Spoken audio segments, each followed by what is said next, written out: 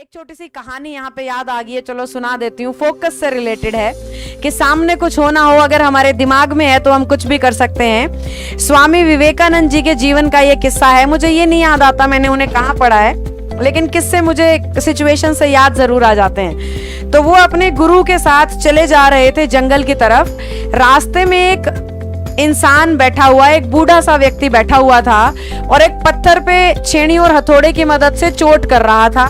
तो परमहंस जी जो हैं उनके गुरु जी, उनके साथ बैठ करके विवेकानंद जी जो है बैठ गए, रेस्ट कर रहे थे, थोड़ा छाया के नीचे, पेड़ के नीचे बैठ गए और वो उस बूढ़े व्यक्ति को देखने लगे कि ये क्या कर रहा है। काफी देर तक वो जब छेनी हथौड़ी से उस पत्थर को ऐसे मारता रहा, तो विवेकानंद जी ने पूछा कि क्या कर रहे हैं आप, इस पत्थर से आप क्या करना चाहते हैं। तो उसने बोला यही पास के ही गाँव का मैं हूँ और मैं अपने राजा जी की ना तस्वीर बना रहा हूँ इसके ऊपर। तो विवेकानंद जी फिर जाकर के चुपचाप बैठ गए और देखा आसपास ये ना राजा दिख रहा है ना राजा की कोई तस्वीर दिख रही है। तो ये मूर्ति बनाएगा कैसे बिना तस्वीर के, मतलब उस पत्थर को वो राजा की मूर्ति में बदलने की कोशिश कर रहा था। तो विवेकानंद जी बैठे बैठे देख रहे थे और वो लगा हुआ है अपने काम में, लगा हुआ है।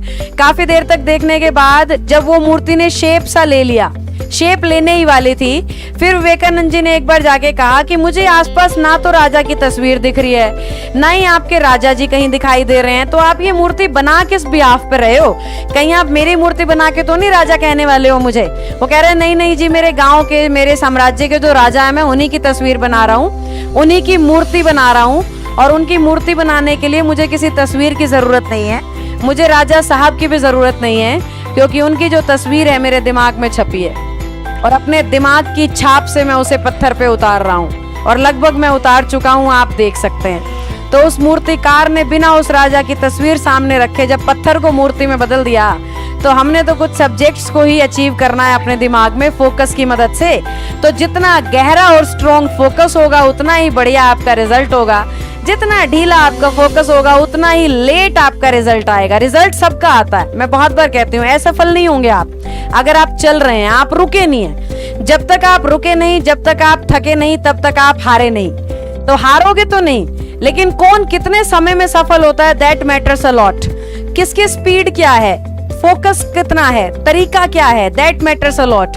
वो बताता है कि कौन 3 महीने में अचीव करेगा, कौन 6 में, कौन साल में और कौन 6 साल में। तो अपने फोकस से आपकी स्पीड मेंटेन होती है और फोकस बड़ा जरूरी है। तो जब उस बूढ़े व्यक्ति ने पत्थर को मूर्ति में बदल डाला अपने फोकस के दम पे, तो आप भी अपनी नौकरी को पक्का ही मूर्त रूप दे देंगे। बस फोकस क्लियर रखना और फोकस के बाद अपने टीचर को फॉलो करना दूसरा मूल मंत्र होता है। ये 2 चीजें आप याद रखें, सफलता जरूर आपको मिलेगी बच्चों।